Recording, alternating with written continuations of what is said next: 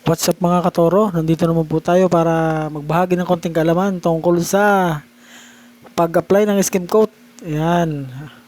Ang skim coat po ay nasa 20 kilo mga katoro at ito po ay may apply nyo at may ipahid nyo sa wall na nasa 20 square meter sa kapal na 3 mm. So sa mga katulad po namin nagtitipid mga katoro ay pwede po namin apply hanggang 20 to 30 na sa manipis na pahid. Pagkat mga nagtitipid po, yan mga katoro. Ayan. Kaunting intro. Welcome po sa Turong Gala mga katoro. Inyo pong suportahan, Turong Gala. Ayan mga katoro. Tingnan po niyo yung aming gagawin ngayon.